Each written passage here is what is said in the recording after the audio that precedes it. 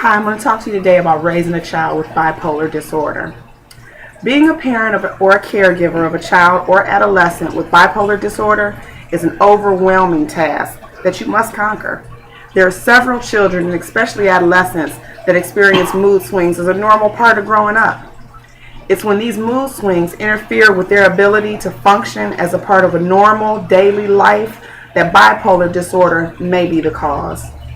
Bipolar disorder, sometimes referred to as manic depression, is a mood disorder that's signified by extreme changes in mood, energy levels, and behavior. Understanding the disorder is the beginning in understanding your child's new needs. What is bipolar disorder? Bipolar disorder is when your child or any person experiences high extremes of emotions, all the way from the highest high end to a rapid change to the low end. The high end of the mood would be called manic. In a manic state, there's severe changes in mood. They can go from happy, silly, to an irritable or angry or aggressive state. They have unrealistically high self-esteem and feelings of indestructibility, which you can imagine how dangerous that can be in a child. There's increased energy levels. They sleep very little without ever being tired. Excessive involvement in multiple activities, which means that they can't stay on task. They jump from one thing to another, never completing the task at hand. Increases in talking. They talk too much, too fast. They jump from one subject to another, but won't allow you to interrupt them at all. It's accompanied by racing thoughts or pressure to continue to talk and the need to be heard. At the highest end of manic behavior, the risk-taking behavior. They indulge in drug and alcohol abuse, dangerously daredevil stunts, sexual promiscuity, and unprotected sex. These in themselves are dangerous and have terrible side effects if anything goes wrong. On the low end is the depressive state. It's frequent sadness and crying, withdrawal from friends and family. They have a decrease in energy, a lack of enthusiasm or motivation. They can sleep for days and hours at a time. Like I said, they sleep for very long periods. They feel worthless. They experience excessive, unrealistic guilt, extreme sensitivity to rejection or failure, habit changes like overeating. Their complaints of illness, they have stomach aches or headaches.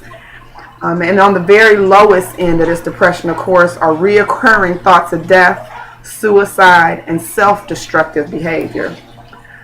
A large number of teenagers with bipolar disorder abuse drugs and alcohol as a means to escape and will need to be treated for both their mental disorder and for the drug addiction.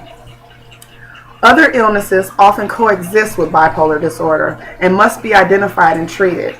All threats of suicide should always be taken seriously.